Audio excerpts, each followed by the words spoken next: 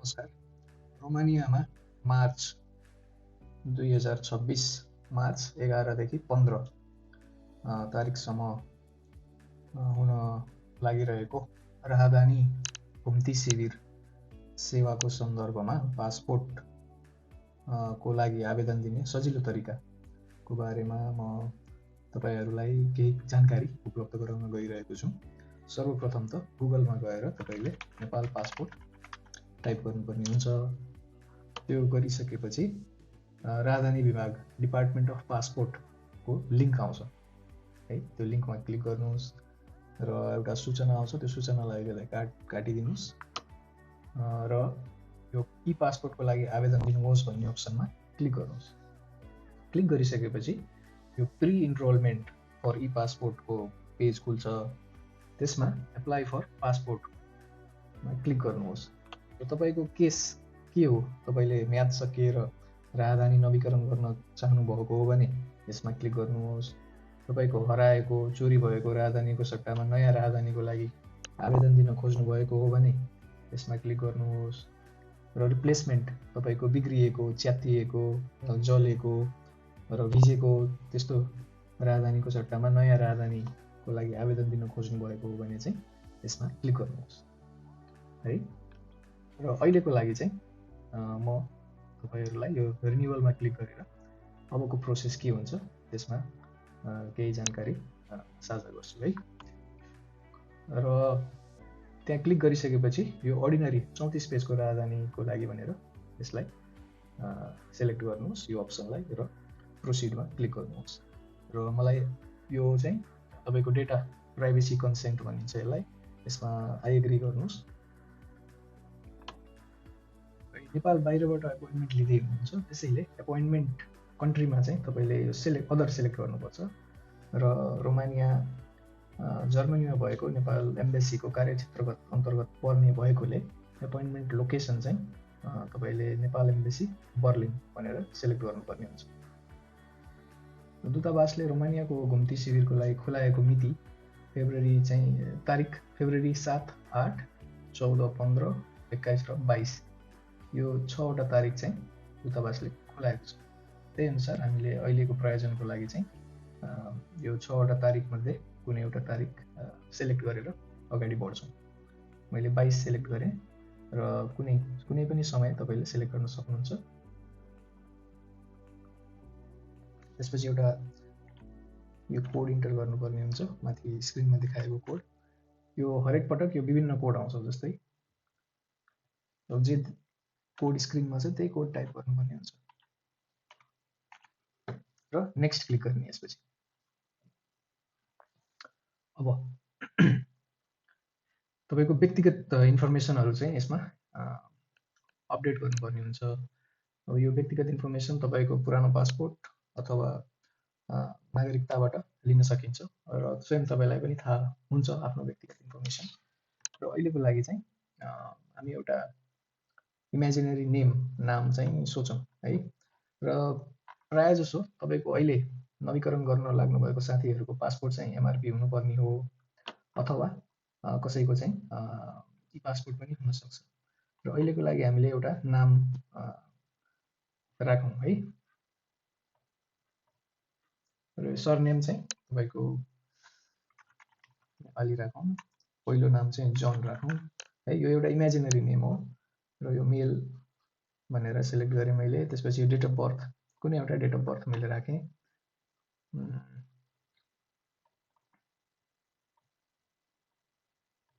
है। र तपाईको विक्रम सम्वतमा नेपाली डेट अफ बर्थ मसँग एउटा स्याम्पल नागरिकताको कपी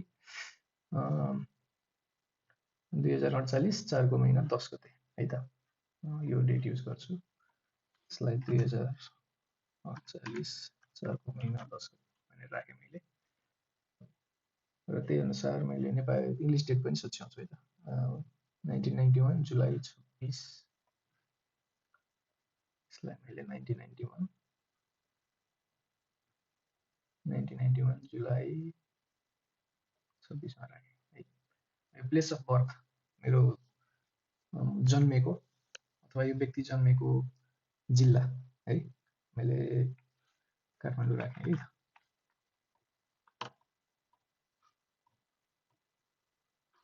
त्यसपछि बाबुको नाम है, मैले सेम नाम नै राखिदिइरहेको छु यसलाई। तपाईँहरू आफ्नो डिटेल अनुसारको भर्नु होला। यसलाई म जनी बनाइदिन्छु, यसलाई जेन बनाइदिन्छु है। त्यसपछि तपाईँको नागरिकताको इन्फर्मेसन राख्नु पर्यो।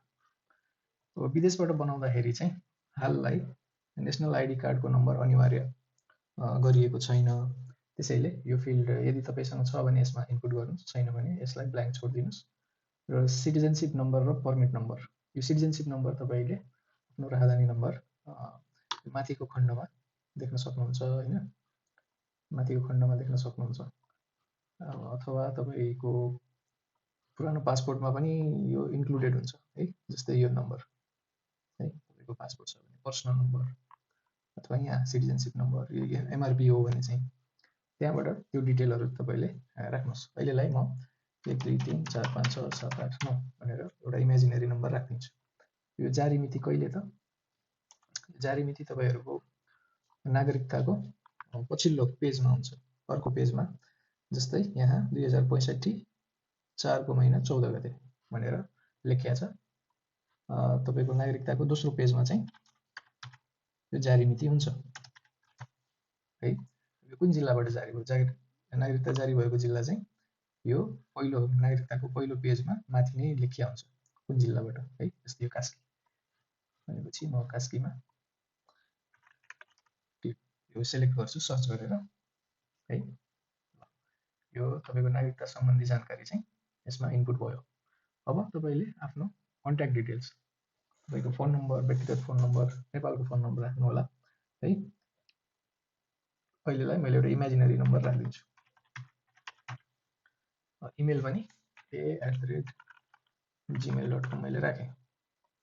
घरको हाउस नम्बर 6 भने राख्नुहोस्। र यो चाहिँ तपाईँको गाउँको नाम। अब सनम टोल राखेँ मैले, एउटा इमेजिनरी नाम। वार्ड नम्बर 1 राखेँ मैले। र कुन प्रदेश हो, बागमती भनेर सेलेक्ट गरेँ मैले। तपाईँको चाहिँ जुन हो त्यही सेलेक्ट गर्नु होला। र जिल्ला मैले भक्तपुर राखेँ, र भक्तपुरको कुन म्युनिसिपालिटी हो त्यही अनुसार तपाईँले यसमा सेलेक्ट गरेर यसलाई अपडेट गर्न सक्नुहुन्छ। त्यसपछि इमर्जेन्सी कन्ट्याक्ट, तपाईँको निकटतम व्यक्तिको डिटेलहरू यसमा राख्न सकियो, घर परिवारको सदस्यको राख्न सकियो होइन। तपाईँलाई इमर्जेन्सी पर्दाखेरि कसलाई सम्पर्क गर्ने त्यो व्यक्तिको जानकारी चाहिँ यो यसमा हुनु पर्यो। मैले कुनै एउटा नाम राखेँ। तपाईँको केसमा तपाईँको नजिकको व्यक्तिको नाम राख्नुपर्ने हुन्छ है। र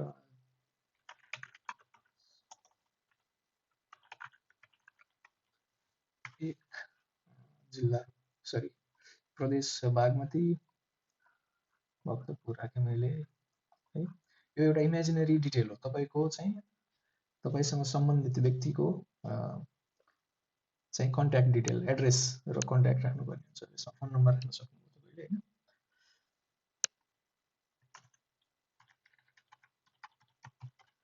त्यही अनुसार इमेल छ भने इमेल पनि राख्न सक्नुभयो।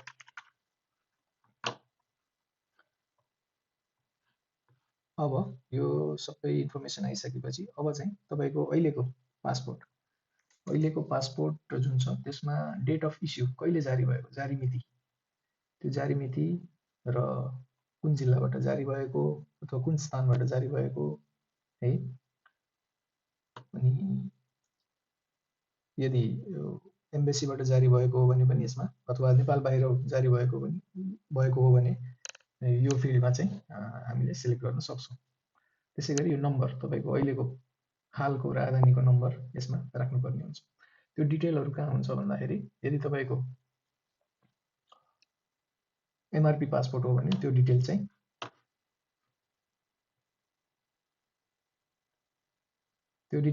यहाँ हुन्छ हैन। यहाँ पासपोर्ट नम्बर भनेर लेखिएको छ। तपाईँको डेट अफ इस्यु, जारी मिति चाहिँ यो हो, त्यसै गरी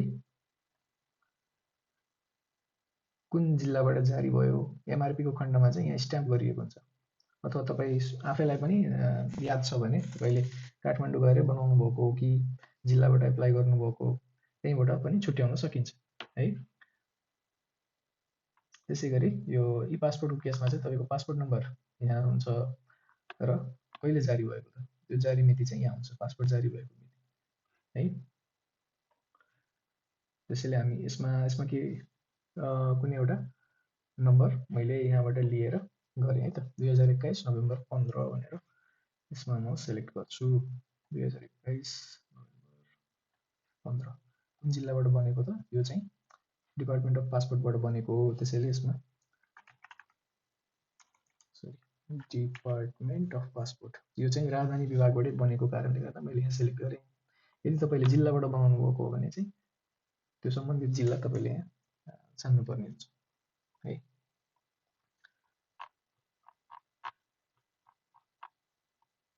यदि तपाईँले नेपाल बाहिरबाट बनाउनु भएको हो भने चाहिँ यहाँ अदर कन्ट्रिजमा छान्ने र कुन देशबाट बनाउनु भएको अथवा कुन एम्बेसीबाट बनाउनु भएको त्यो चाहिँ यसमा सेलेक्ट गर्ने है। र हाललाई अहिलेलाई चाहिँ म अहिले डिपार्टमेन्ट अफ पासपोर्ट भनेर सेलेक्ट गरिदिन्छु। यो चाहिँ तपाईँको आफ्नो पासपोर्ट कहाँबाट बनाउनु भयो त्यही अनुसार त्यो चाहिँ तपाईँको त्यही पासपोर्टमै लेख्या हुन्छ है। तपाईँको एमआरपी हो भने तपाईँ यो स्ट्याम्प हेर्न सक्नुहुन्छ, यो स्ट्याम्पबाट छुट्टिन्छ होइन। यहाँ जस्तै डिपार्टमेन्ट अफ पासपोर्ट भनेर यहाँ काठमाडौँ लेखेको छ होइन, यो चाहिँ विभागबाटै राजधानी विभागबाटै बनाइएको है। यो चाहिँ मानौँ यो अब स्याङ्जाबाट बनाएको हो भने चाहिँ यो डिस्ट्रिक्ट एडमिनिस्ट्रेसन अफिस स्याङ्जा लेख्या होला है। त्यसैले तपाईँ आफैलाई पनि याद हुनसक्छ कि तपाईँले जिल्लाबाटै बनाउनु भएको पहिला कि काठमाडौँ गएर बनाउनु भएको त्यहाँबाट पनि तपाईँले छुट्याउन सक्नुहुन्छ। र यस नम्बरको लागि मैले कुनै एउटा नम्बर राखेँ। तपाईँको चाहिँ पासपोर्ट नम्बर जे छ त्यो राख्नु होला। जस्तै यो फिल्डमा यो एरियामा तपाईँको पासपोर्ट नम्बर हुन्छ र तपाईँको एमआरपी हो भने चाहिँ यो नम्बर हुन्छ है। यस्तो यो एरियामा हुन्छ यो नम्बर। यसलाई नेक्स्ट गरौँ। अब तपाईँले अपलोड गर्नुपर्ने हुन्छ आफ्नो डकुमेन्टहरू है। अब डकुमेन्ट अपलोड गर्दाखेरि तपाईँले पहिलो कुरा चाहिँ नागरिकताको अगाडिको भाग अपलोड गर्ने, त्यसपछि यो पछाडिको भाग अपलोड गर्ने। यसमा तपाईँको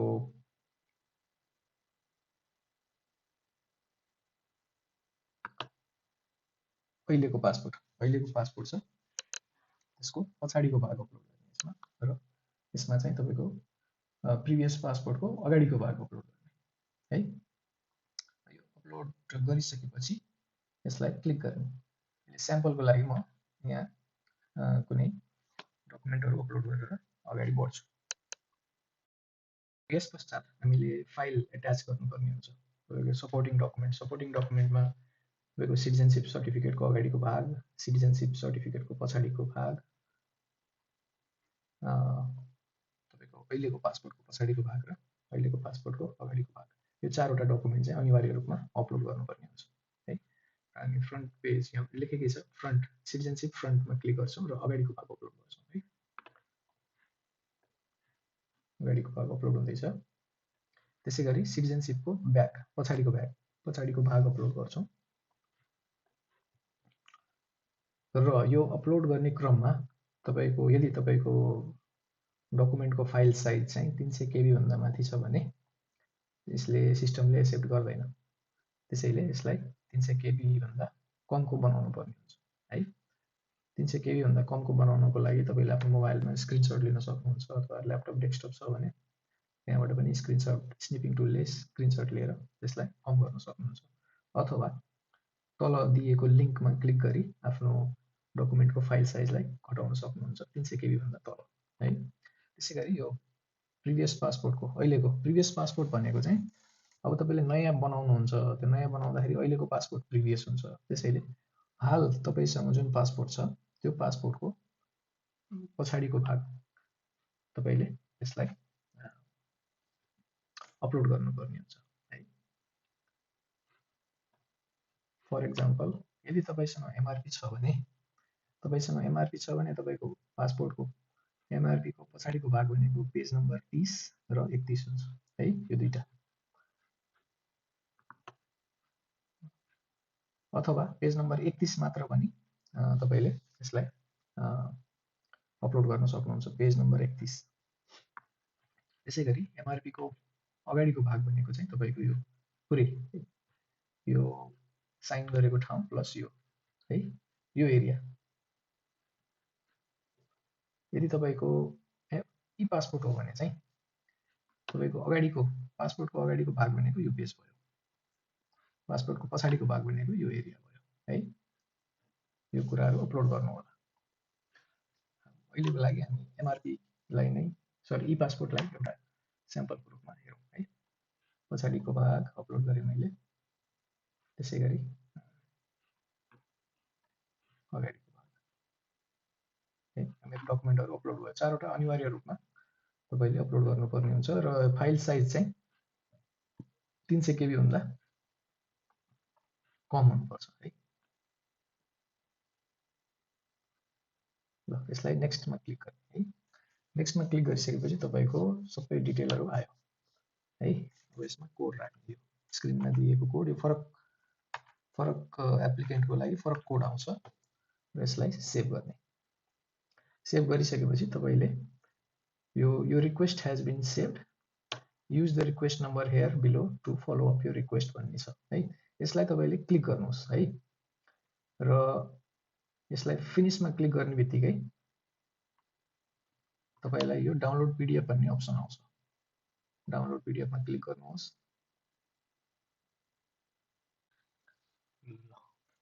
अब यो डाउनलोड अप्सनमा क्लिक गर्नुहोस्। डाउनलोड अप्सन, यो डाउनलोड फर्म डाउनलोड हुन्छ। त्यसपछि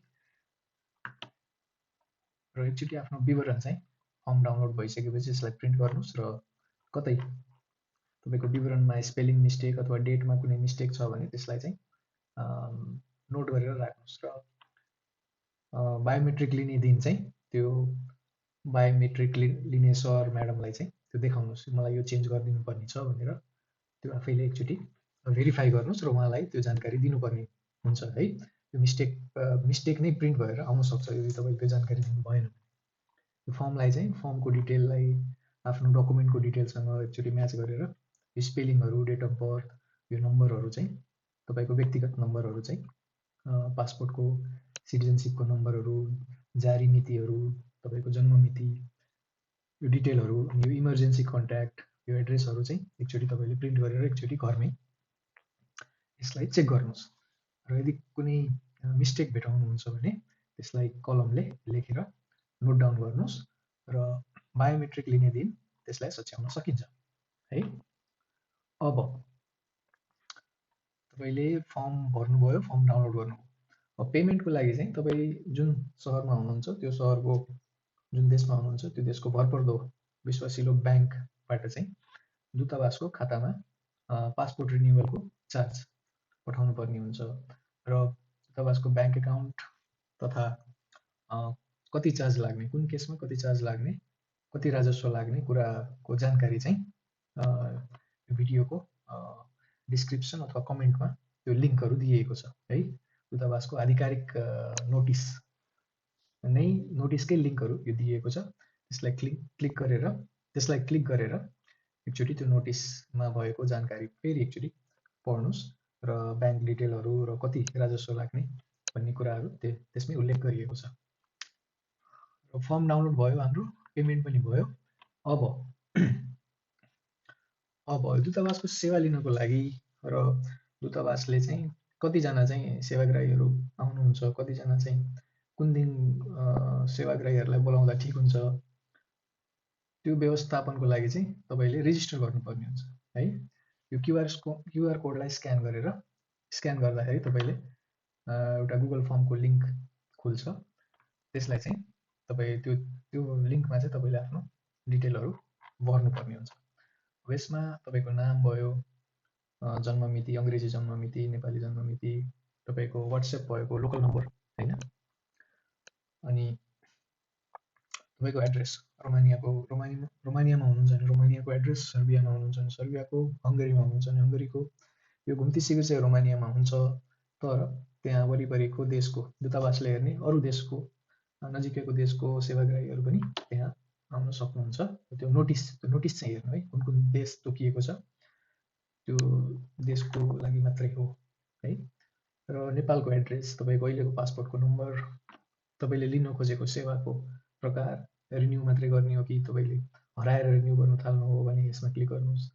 तपाईँको ड्यामेज भएर क्लिक गर्नु, ड्यामेज भएर रिन्यू गर्न खोज्नुभएको भने ड्यामेजमा क्लिक गर्नुहोस्।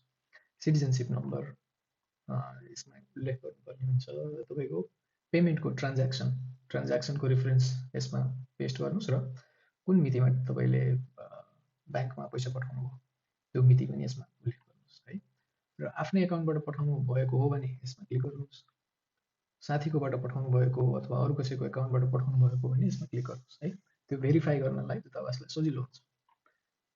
अनि आफ्नो रेफरेन्स पनि राख्नुपर्ने हुन्छ है। तपाईँको नाम र पासपोर्ट नम्बर चाहिँ तपाईँले राजस्व पठाउँदाखेरि फलानु व्यक्तिको लागि यो पासपोर्ट नम्बर भएको फलानु व्यक्तिको लागि पठाइएको भनेर रेफरेन्समा राख्नुपर्ने हुन्छ है, पैसा पठाउँदाखेरि चाहिँ, राजस्व पठाउँदाखेरि। अनि यो तपाईँको पासपोर्ट एप्लिकेसन फर्मको कोड, यो भनेको चाहिँ तपाईँको यो कोड हो है। यो कोड कपी गरेर यसमा पेस्ट गर्न सक्नुहुन्छ। यो कोड तपाईँले फर्म डाउनलोड गरिसकेपछि यो लास्टमा आउने कोड हो है, यही कोड हो तपाईँको फर्मको कोड भनेको। त्यसलाई चाहिँ यहाँ ल्याएर पेस्ट गर्नुपर्ने हुन्छ है। यो कोड भए पश्चात दूतावासलाई ट्र्याक गर्नलाई सजिलो हुन्छ तपाईँको एप्लिकेसन है। अनिवार्य रूपमा राख्नु होला। र अरू कुनै जानकारी तपाईँले सेयर गर्न चाहनुहुन्छ दूतावासलाई भने यो जानकारी यसमा यो फिल्डमा राखेर यसलाई चाहिँ सबमिट गरिदिने है। यो फर्मलाई पुरै फिल गरेर सबमिट गर्ने अनिवार्य रूपमा है।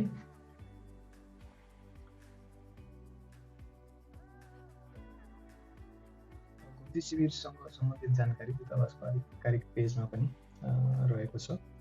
र रोमानियाको सम्बन्धमा चाहिँ रोमानियामा राजधानी तथा कन्सुलर घुम्ती शिविर सञ्चालन सम्बन्धी अत्यन्त जरुरी सूचनामा चाहिँ सबै कुराहरू उल्लेख गरिएको छ है। जसरी तपाईँले इनरोलमेन्ट गर्दाखेरि, एप्लिकेसन दिँदाखेरि कुन लिङ्कमा गएर कसरी गर्ने सबै स्टेप बाई स्टेप दिएको छ।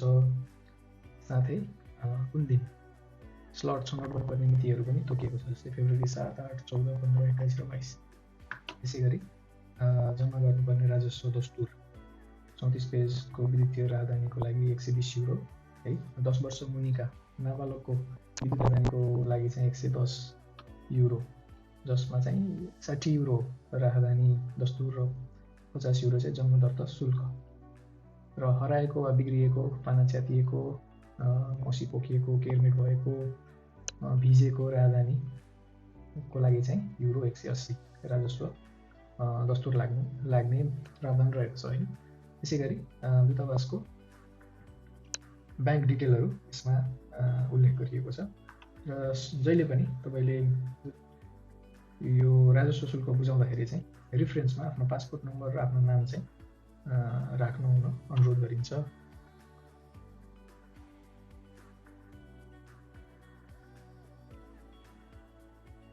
र यो स्क्यान, यो रेजिस्टरको लागि लास्टमा रेजिस्टर गर्नको लागि यो डिटेल, यो क्युआर कोडलाई स्क्यान गरेर रेजिस्टर गर्न सकिन्छ। त्यसै गरी सर्बियाको केसको लागि पनि सेम प्रक्रिया नै हो। स्थान मात्रै परिवर्तन हुन्छ। सर्बियामा चाहिँ एक दिन 14 तारिक मार्चको 14 तारिक हुन्छ। त्यो दिन चाहिँ रोमानियामा पनि हुन्छ र सर्बियामा पनि हुन्छ है।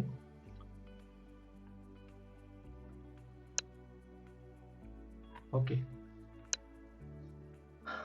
धन्यवाद भिडियोलाई अन्तसम्म हेरिदिनु भएकोमा। र केही थप जानकारीको लागि चाहिँ कमेन्ट गर्न सक्नुहुन्छ। हस्, धन्यवाद।